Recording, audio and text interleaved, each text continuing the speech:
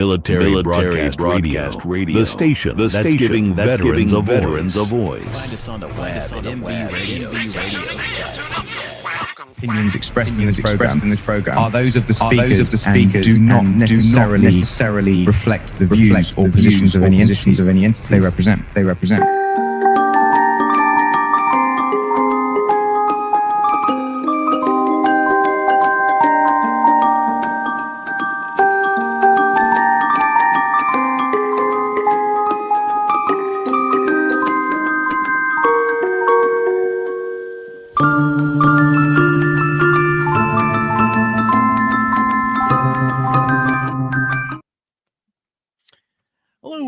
Welcome to the Aries Brood Podcast. My name is Lucas, and today we are going to be going over, obviously more games, but we're going to be going over some murder mystery card games. So, that's what we're getting into today. Should I bring on your co-host? Yeah, we can go ahead and give this a whirl. So we're trying something a little funky, and we're gonna try out a little AI co-host and see how that goes. So for better or for worse, let's see how this goes. Brock, would you like to introduce yourself? Absolutely, I'd be happy to. Hey everyone, I'm Brock, your friendly AI co-host, stepping in to add a little extra flavor to the show. We'll see how this experiment rolls out and have some fun along the way. So let's dive in and see where it takes us. All right. So Brock here, this is going to be interesting. We are going to be talking about some murder mystery card games, 3 in particular. So one of which is Murder at Blood Mansion, another Agatha Christie's Death on the Cards, and There's Been a Murder. So Brock, do you I don't know, do you enjoy card games? I don't. Absolutely. I'm definitely a fan of diving into a good murder mystery card game, especially when there's a bit of intrigue and sleuthing involved. So talking about these games is right up my alley. Let's crack into them and see what makes each one unique. All right. So these particular games are some of my favorites. But let's ask old Brock and and his AI know-how. Is that what I'm calling that? AI know-how. I don't know. So what does the internet have to say as what are some of the internet's more popular murder mystery games? I'm just a little curious myself. Absolutely. Let me pull a couple of popular ones from the digital grapevine. So besides the ones you mentioned, a lot of folks love games like Mysterium, which is kind of a cooperative seance mystery, and Deception Murder in Hong Kong, which mixes a little bit of deduction with a hidden role element. Those are definitely fan favorites online. So there's a couple more for you to chew on, and we can dive into any of those as well if you're curious. So actually, Mysterium is actually a game that I mentioned just last week as just a fun game that has some really unique table talk, just because of the fact that you are very limited, in your communication, and that one player plays as the ghost, and you are really just talking to your other paranormal sleuths, and the person who is the ghost is very limited. And it's very much like another game, Dixit, in that you are using pictures to kind of arrive at other pictures, that the ghost has in mind, that will, arrive at you, just kind of like the the location and like the murder weapons and all that sort of thing. So it's very interesting, very abstract, but definitely one of my favorites for sure. Yeah, absolutely. Mysterium definitely has that really cool twist where it's all about that kind of dreamy, abstract communication and trying to figure out what the ghost is hinting at with those images.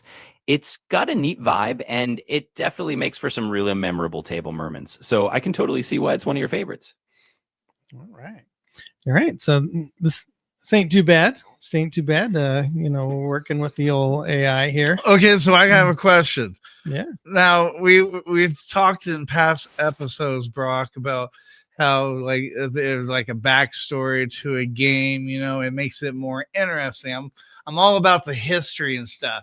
Can you tell us, is there kind of a backstory to how this game came about, how it was invented? Can you kind of explain to us about that? Yeah, definitely. So a little backstory always makes things more interesting. For Mysterium, it was originally created by a couple of designers from Ukraine, Oleg Sidorenko and Alexander Nevsky. They released the game first in 2015. The idea was to create a cooperative game that was kind of like Clue, but with this more atmospheric, ghostly, and abstract communication element. They were inspired by games like Dixit, as you mentioned, and they wanted to blend that with a murder mystery vibe. So it's kind of cool because it comes from this idea of blending different genres together, and it really took off internationally after it was released. So there's a little bit of history for you on how Mysterium came to be. Very cool. Thank you, Brock. Now, is there a movie kind of like, we played Jaws, and Jaws has a movie, and then what was it? The Bloody End, that was a movie. Yeah. So, is there a movie about this game that we might not be aware of? Well, that's a fun thought. As of now, there's not an official Mysterium movie out there, so it's not like Jaws in that sense. But who knows? The idea of a ghostly mystery game turning into a movie is definitely something that could happen one day. For now, though, it mostly just lives on the tabletop. But hey, if Hollywood ever runs out of ideas, maybe they'll pick it up. Now, I have made this criticism before, but so a popular movie, that has been made, kind of in the mystery vein is Clue, that a lot of people have heard of and a lot of people have watched. And I understand, like why, people may like Clue. I mean, because it's funny and, Tim Curry is amazing. But the thing is, though, is that you get like all of the information that you need for the mystery at the very end in the exposition. And so he just kind of does a funny little run around, like from room to room.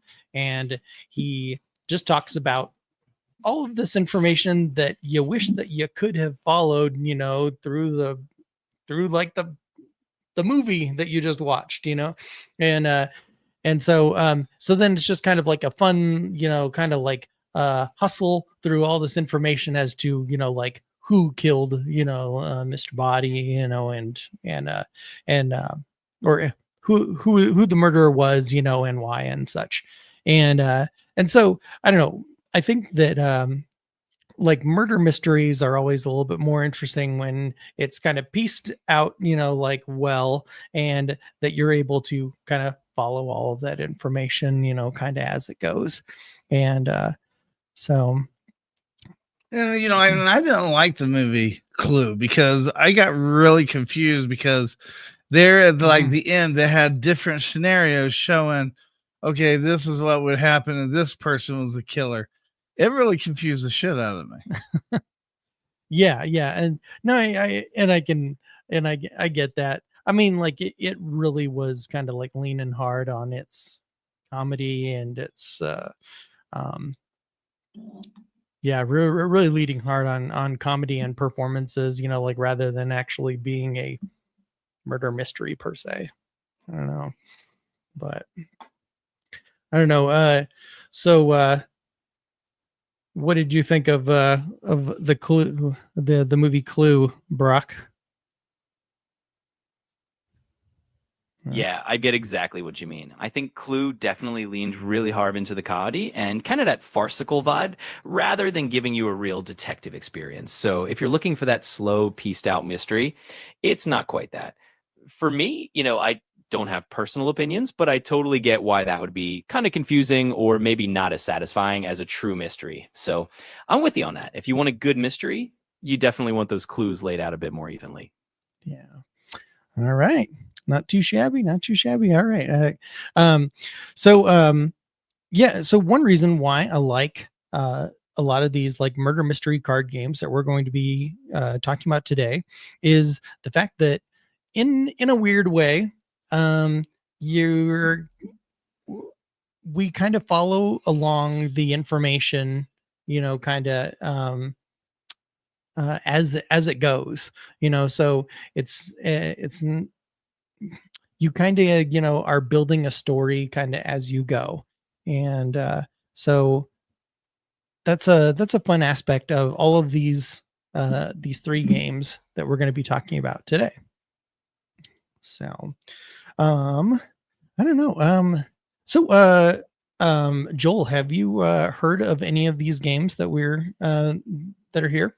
So one is Murder at Blood Mansion, and There's Been a Murder, and Agatha Christie's Death on the Cards. Well, let me be very clear that until I've met you, I have you have broadened my horizons, because the only card games that I know is a card game off of TikTok that go F yourself, okay? Okay. Monopoly or Monopoly Go, whichever one you choose, it's the same thing. All I'm right. sorry, but you've hit the daily limit for advanced voice. Oh. Oh. Well, Okay. there we go. Well, then we'll do sadly, no more Brock. No problem. Okay. Oh, okay. We'll just change it to a different model. Mm. This model means he's just not as smart. Okay. So we've got Uno. We've got spades. There you go. Which I'm not very good at spades. Yeah, me neither. Dominoes. Some game called backgammon, which I don't really know how to play that. That's a weird one. But other than that, that's all I know. I didn't even know that there was a board game called Jaws until I met you. So yes, you're Jaws definitely broadened my horizons. Brock, are you still there? I'm still here, and I'm glad I could help broaden your game horizons. It's always fun to explore new games, and if you ever want to dive into any of those or learn something new, I'm here for it. Let me know what else you'd like to chat about. All right. So we're then going to start with There's Been a Murder, and it is a collaborative card game of death and deception. So this game I like. Now, and it's almost in a weird way, like what do you call it? Like Werewolf, for instance. Like, I don't know if you played Werewolf. Werewolf is I don't know, popular enough that you may have heard of it. But what's particularly interesting about Werewolf is the fact that you each get given a character on like so whether you're a seer or a villager or a wolf, and so this game, There's Been a Murder, really kind of plays with that idea but it's almost like each card is a character. So of course you have a murderer, because I mean there's been a murder. So and then you've got like the CAD, and what's funny is that really all of these cards, have rules that are written right there on the card. So you really can't mess it up, of when what does this do? Because I mean, it's really you can't miss it. It's right on the card there. So, but yeah, you've got like the maid, the socialite, the reporter, the seer, the imposter, and all kinds of different characters that you're going to kind of like run into during the course of this game.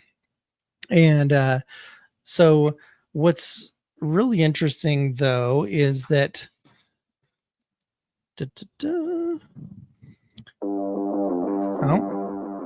all right. Well, so we have to jump to our first break, and when we come back, then we will take a. Sounds like a plan. We'll pick up right where we left off after the break. I'm looking forward to diving more into that game and all its characters. All right, there you go. And so, all right. So, see you all in a bit.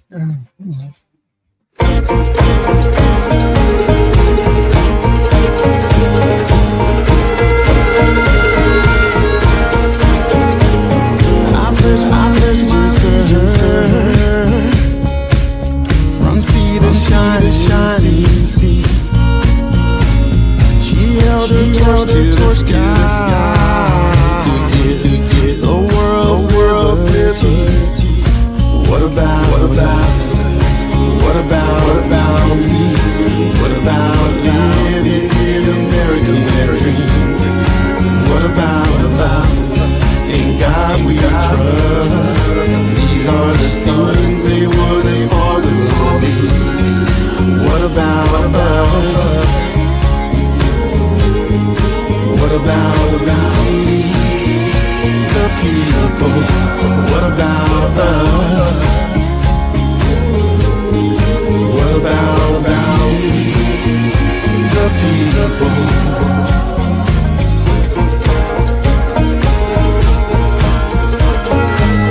The people walk through the streets, holding up protest signs. Try not to repeat our history. No one will have to die. What about us? What about me? What about living the American dream? What about trust God and let go? These are the phrases they want us to believe. What about us? What about we, the people? What about us? What about we, the people? And right now, we need a hero, someone will stand fighting for us, a leader, someone we all know, to wear the shield of America. What about we, the people? What about us? What about we, the people?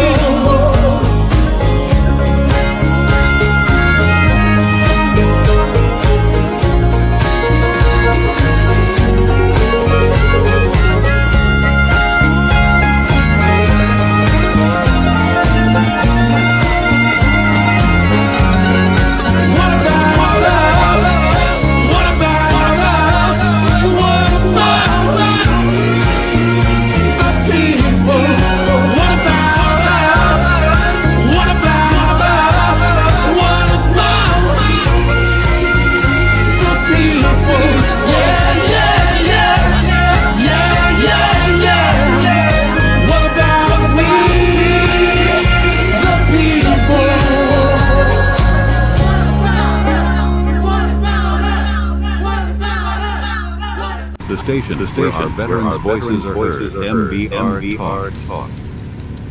Find us on the web at mbradio.net. All right, welcome back. So, all right. Oh wait, is this working? Yeah. All right. Cool. All right. Yeah. Okay, so we are talking to Brock, my little co-host here on the Aries Brood podcast, and it's been interesting. So I'm glad you're enjoying it. It's definitely been a fun twist. all right. If there's anything else you want to dive into, or if you have any other questions, just let me know. I'm here to help and keep things interesting. All right. So yeah, you were heard old Brock himself there. So yeah, so we're getting into Amber's watching. Amber might be out of a job tomorrow if she doesn't show up to go.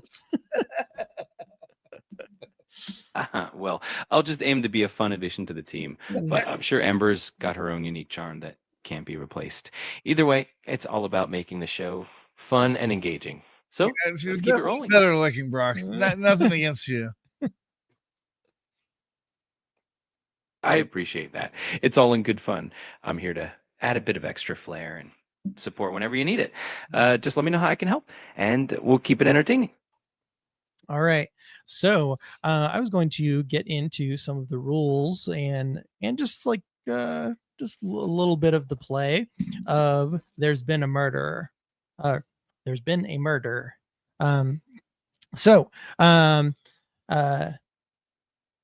You keep the you separate the murderer, but now so like I had shown before, there's just all kinds of different roles that that you run into, everything from the stranger to the barrister, a faithful hound, a confidant.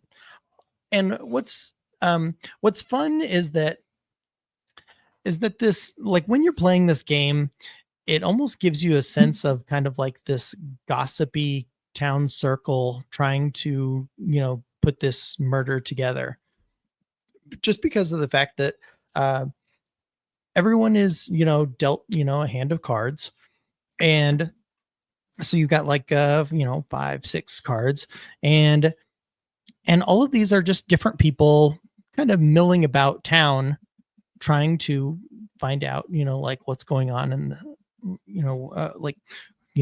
what happened, who's this murderer and such, and so that definitely sounds like a fun and interactive game.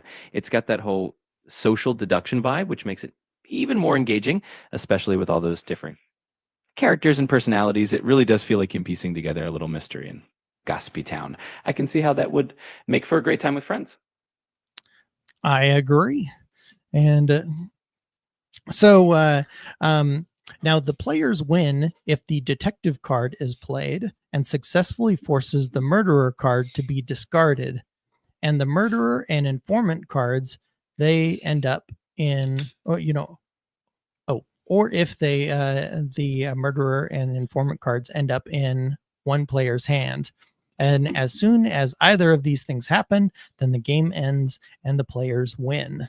So what you're basically doing is that, imagine everybody's got a hand of, 5 cards, and, and all of these cards that you are playing during the course of the game kind of like shuffle hands, shuffle, like everyone's hand basically.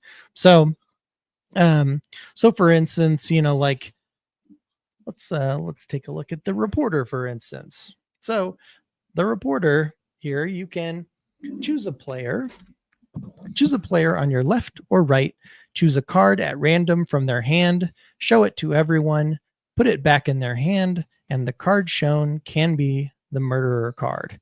So so it's kind of like everybody, so this is cooperative, no matter like what cards you've got in your hands. I mean, heck, you could have the murderer in your hand, but the thing is, though, is that like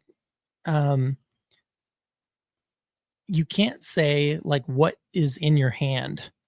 So so that's really just kind of like the only is that you can't indicate like your hand in any way, and so it is cooperative in the sense that you're trying to get like the murderer discarded. And so for instance, the murderer reads, if a card tells you to pass, show, discard, or swap cards, you cannot choose the murderer unless it is your only card. You cannot play or discard this card unless it is the only card you have. So the murderer is going to stay, like in play and, or, and around until you do something about it. And so then if you notice, that someone is kind of not discarding this card that may, in fact, like tell you to, because like they've got other cards to discard and such, then I don't know, the person just might be holding the murderer. So so you're just trying to, kind of quickly deduce like where the murderer is as fast as possible. And so all of the cards just have instructions that are on them that are fairly clear, so like for instance, the informant. If you ever hold this card and the murderer card at the same time, reveal both immediately and everyone wins. So the informant is a great card to have if you have the murderer. But these are merely 2 cards in a deck of many cards. So it is, it may or may not happen, it may not be in the cards for you to find the murderer. So, but yeah, so that is, there's been a murder. It's, I don't know. I really enjoy it. It's, it is a cooperative game, and it's very simple to play, just because you are really just deducing, like, who's got what.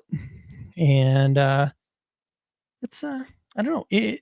And also too, like the rules are just on the card. Exactly. So there's really,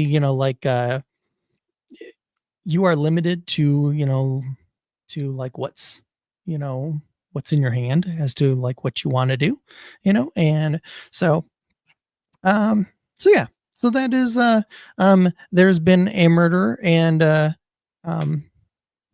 I really enjoy it. 2 thumbs up. Definitely, play this game. So,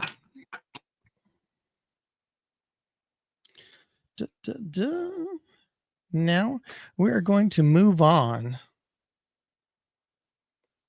to another game. Now, so there's been a murder is like a cooperative murder mystery game, and I'll say that this is semi cooperative. So we're going to move on to Agatha Christie's Death on the Cards. Now, if someone is a fan of Agatha Christie, then this is certainly going to speak to them. Now, Brock, how many books has Agatha Christie written? I think Brock, maybe. All right. I think Brock has given up on us. So in that event, then it's just me. It's just fine. So, all right. So, Agatha Christie, obviously, a very prolific murder mystery or even just mystery writer. And so, of course, it was inevitable that some mystery games would be made. in her name. So, so here is Agatha Christie's Death on the Cards. Now, it's important to note, and God, I wish that like all games did this. So Agatha Christie's Death on the Cards has player aid cards, and I wish that I wish every game had player aid cards. And so then it just kind of goes over on like how to play. Now, so this is great. So it simplifies how to play. On a player turn, you may play one event card in front of you, or play one set of detective cards in front of you, or add one detective card to one existing set of detective cards. At the end of your turn, you may discard as many cards as you wish and draw back up to a hand of 6 cards. Note, if you cannot or do not want to play any cards on your turn, you must discard at least 1 card from your hand. All right. So, player aid cards, super helpful. And I am always thankful whenever a game has a little player aid card, because how hard is it just to sum up some of the most important rules in the game, and then there you go. So, I don't know. There's apparently something going on in the chat, or I don't know, on one of the pages. I don't know. I've no idea. Couldn't tell you. But oh well. We're just gonna kind of keep trucking on. And so okay. So I'm going to set aside all the player aid cards now. And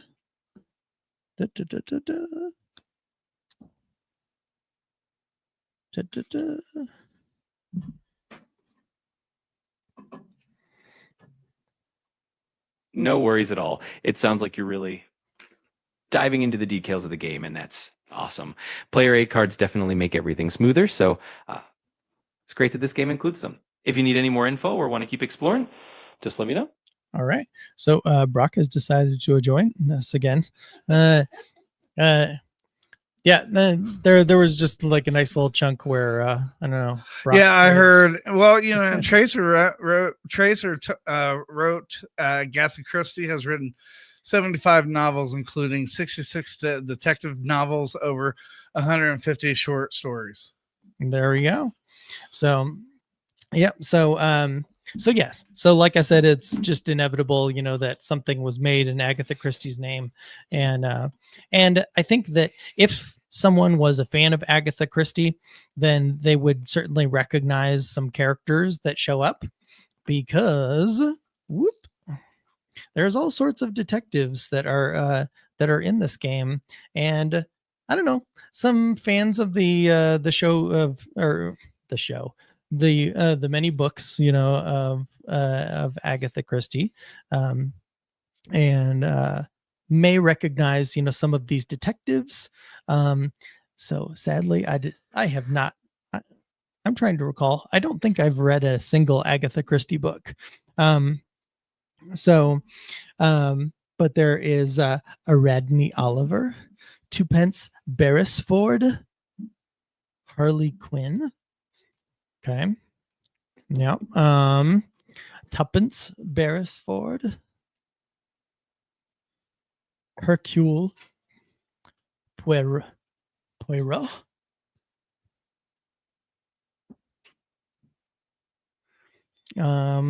Let's see here.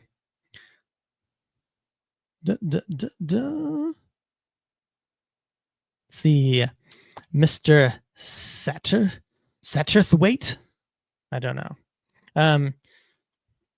But at any rate, there are just Miss Marple. I don't know. But all of these detectives, they give you different abilities when you play these detectives. So, for instance, Miss Marple here. Miss Marple notices a small detail that grows in importance. You may choose a player who must reveal a secret card of your choice. Now, your secret cards.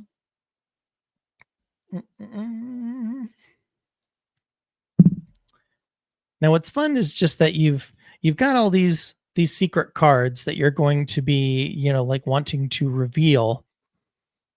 And most of them are just good fun, which is fun because you are slowly but surely going to be whittling down all these secrets. The secrets could be, that a romance novel. I once tried to publish a racy romance novel about myself and the Prime Minister. I even sent a copy for Downing Street to proofread. Now, or this secret drinking problem. Oh, this person has a secret that they have a drinking problem. I never learned how to drink without spilling everything on my shirt. A common drinking problem that most people have.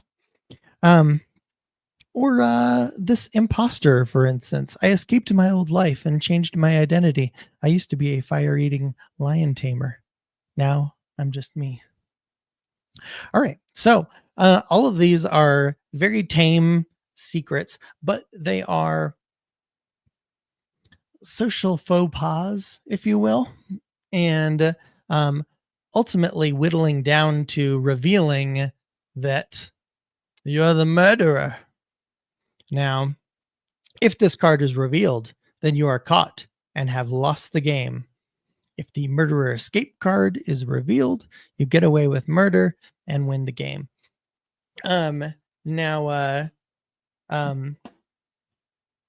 This murderer escapes card, you kind of like randomly put into the deck, and you are, like slowly just kind of like whittling down these secrets until the murderer randomly escapes. And I think like the whole idea behind just like how fast this can play, just because of the fact that you just don't know, like how far down in the deck the murderer escapes card is. Since you don't really know, then it can be a very quick play. You could be playing, I don't know, 10 minutes, 15 minutes, and so it can be a very quick play. But you are playing, like various detective cards. And so like, for instance, when you, play a detective card, so Poirot, I want to say Hercule Poirot. That's the pronunciation I'm going with here. Finds a suspicious document once thought lost. Choose a player who must reveal a secret card of your choice. Now, so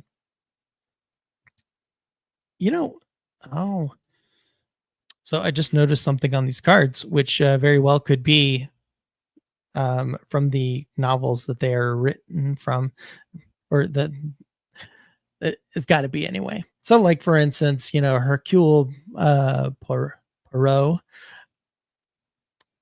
he has like a little quote, and then in bold underneath it, it is, I imagine, the book that quote is from. I am imagining from that character, which could be like a really cool little Easter egg, for Agatha Christie fans. So that's kind of fun. So, but so ultimately you're trying to play detective cards, and you're trying to get detective cards, because detective cards are like the only thing that, that is going to eventually reveal the murderer. So, or you can play event cards. And so like in this particular event, all the guests are gathering in the dining room. The active player counts down 3, 2, 1. Then all players must point at the person they suspect as the murderer. The active player breaks ties. The most suspected player must reveal a secret card of their choice. And so all of these event cards and detective cards, they just reveal reveal more secret cards. And so then that's what you're doing. You're just revealing all sorts of secrets. And yeah, so it's much like the other game. Like you are really just kind of deducing cards down to revealing the murderer, or getting the deck down until the murderer escapes. So yeah, there's just so it's a fun game that is super simple to play, and really is just like whittling down decks of cards. Super easy. And so now for some people, like who like really want like a crunchy murder mystery, then this might not be like up your alley, just because of the fact that quite ultimately it is just whittling down cards. But given like the right group of folks, then you could very well be kind of be in the spirit of the game, and really just kind of like playing along with a lot of the things that it is kind of revealing about you, revealing secrets, revealing, I don't know, just kind of social faux pas, and just have some fun with it. So it really, and I suppose like any game, then it just really just all depends on who you're playing the game with, right? So but that is Agatha Christie's Death on the Cards, and another fun one to play with some good folks. And then one of my personal favorites is Blood Mansion. Now I'm going to call it Blood Mansion, but it's Murder at Blood Mansion. And I don't know, maybe that's just a little too long of a title. I don't know.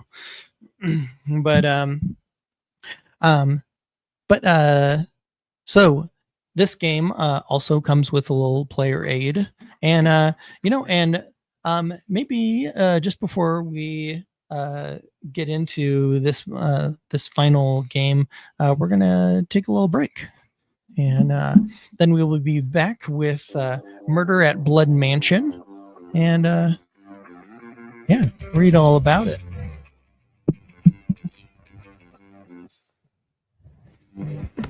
It's time for a vacation and fairway travels. Here to share great specials for you to choose from. Discover the charm of the charming features. Want to see all-inclusive luxury include adults-only resorts, or a family-friendly beaches destination in the Caribbean, or how about a couples resort in Jamaica? If cruising's your preference, hit Thunderstroke or Carnival Cruise Line, or set sail on an award-winning Royal Caribbean ship. Join Virgin Voyages now for a wonderful adults-only stay. It doesn't matter if you travel by plane, train, automobile, cruise ship, or rowboat. We can help you reach your dream destination. Contact Fairway Travels today at 228-365-1012. That's 228-365-1012. Or email. Book it now. 247@gmail.com. Fairway Travel, where your journeys keep satisfied. The station where our veterans' voices are heard. MBR Talk. Hey, thanks for supporting our channel by watching and listening. Find us on the web at MBRadio. All right, and welcome back to the Aries Brood Podcast, where we are talking about about murder mystery card games, and 3 in particular that I have found are pretty great. And One being Agatha Christie's Death on the Cards, and another, There's Been a Murderer. There's been a murder, not murderer. But then I suppose you need a murderer for there to have been a murder. So I don't know, but yeah. So we're but I keep on saying murder. I just started getting Stephen King vibes there. Murderer, red murder. You know. Yeah. Anyways, so on to Murder at Blood Mansion. So Murder at Blood Mansion, it, as the box says, it's an intense murder mystery card game. Now, I don't know about intense, but it's pretty great. Now, how to win is now at the very beginning, like of the game, like you separate, like the suspect cards, and then you then only include like the suspects that are playing in the game. Now, all these little fancy little gears that you see here are all of our players, and I don't know, they're just like some fun tokens that the makers of the game made, and I understand that this was like the initial like Kickstarter that they wound up doing. So all these little tokens, are just the players that you can play as, and all of these players have a specific power that you can do. So like Zona, I believe, like you can like look at like 3 cards, and then you can like look at the cards, and then you can stack the deck in your favor, perhaps, and then also like Stella, she can like look at somebody else's hand. Lady Blood, she can steal a suspect card from someone else. And then why you would want a suspect card from someone else is because then you might know who the murderer is. So because there will be, so this is like one of the only games that really kind of cleverly incorporates the red herring in like a very literal sense. So a red herring, just being, like a detail, that is kind of like a false clue, or so these are all suspect cards, but some of them are actual individuals, like Demetrius here, or they could be a dead end. And so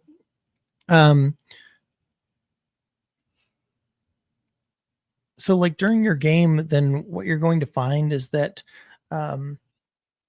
only the only suspect card, and the reason, like, so how you know that it's even a suspect card at all is just because of the very loud and proud S that you see now.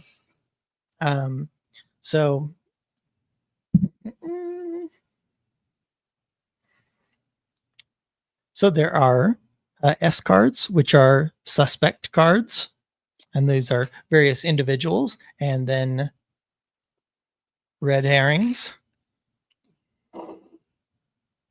Or you have murder cards, which come into play at the very beginning, like when you're setting up the card. It's quite honestly.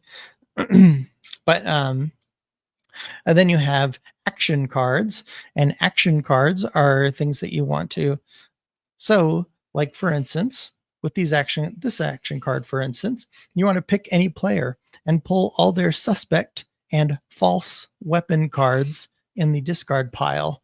Now, to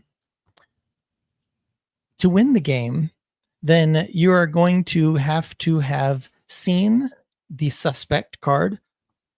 And so since there's only one suspect card, in the course of this game, then you have to have seen the suspect, and then you have to have found like the weapon, and so and then you make an accusation. And so since you have so then once you have kind of gathered the suspect and like the murder weapon, then you can make an accusation, and you very well may be correct. And so it is, and then you can use action cards on your turn to gather. Now, this is where the game can get a little tricky. It's to gather up enough guilt cards to make an accusation. So now, guilt cards are just these little G cards, and they've got a little number value up in the corner. Now, if you want to make the game more difficult for yourself, then you can always increase the number of guilt cards. And so you can increase it to oh, well, I think you need 40, a value of 40 for guilt. Or in some cases it is 30, and some cases it's even lower. But the more cards that you have, then kind of these cards are kind of reasons as to why you think this suspect, what the suspect did, and so for instance, this guilt card in particular, it says suspect refused to contact the police right after the murder. Now, and I'll show you just kind of how these guilt cards kind of can make. See, now guilt cards to me, they make the game fun, because then you're making any cockamamie reason for why this murder kind of happened. Because so let's say I need, I don't know, 40 cards, to make this accusation. Well, so let's say I've got these guilt cards in my hand. So this means I've got 10, 20, 25, 30, 35. So I've got, so for example's sake, let's say this is enough guilt to make an accusation. So then you can say, well, so-and-so, because you know who the suspect is, because let's say you found that it was, what's his bucket? Dimitri. So you've got this Demetrius, you've got that suspect card, and you've got these guilt, and you can say, oh, well, it was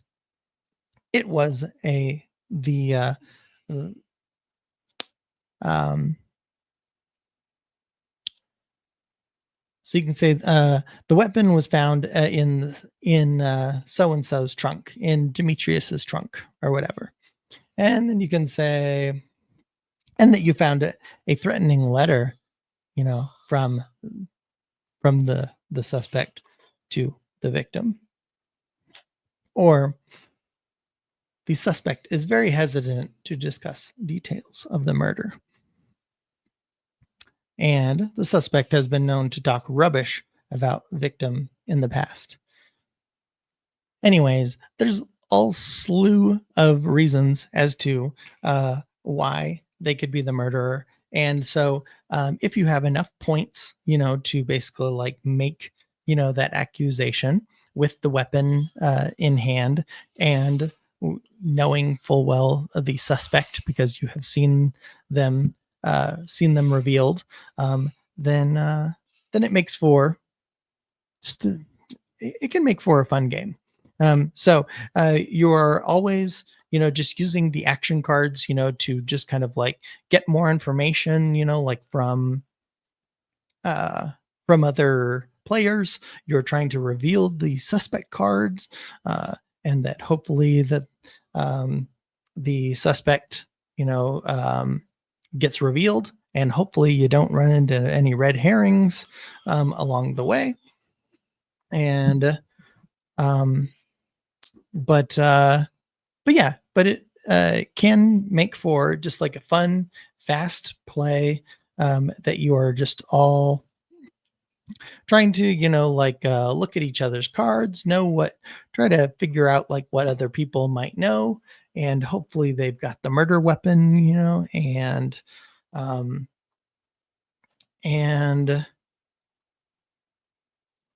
and hopefully, at the very least, having fun all the while while you are doing this. So there you have old Murder at Blood Mansion. Now, so these three games, like I really feel, are some of the better, and easier social deduction murder mystery games. But if there are any that please let me know, because I really enjoyed these three, but I know that there are more out there.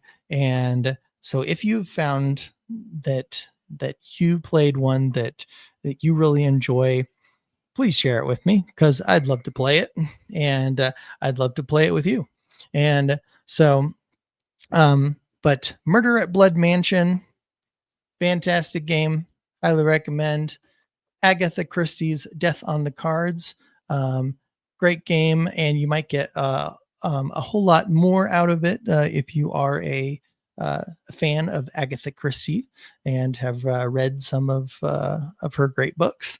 And so that's a great one to and There's Been a Murder. So these are some of my favorites that I have run into recently, and I hope that you get a chance to play them, and I hope that you get a chance to play with me. If you're in the Denver area, there are some fantastic board game shops around, and I hope that you find some near you that prove to be great. So I hope that you were introduced to some great games today, and that you're able to find them, check them out. And I think next week we might get into some even more spookier games, perhaps I don't know, Betrayal of House on the Hill, maybe, or maybe Horrified.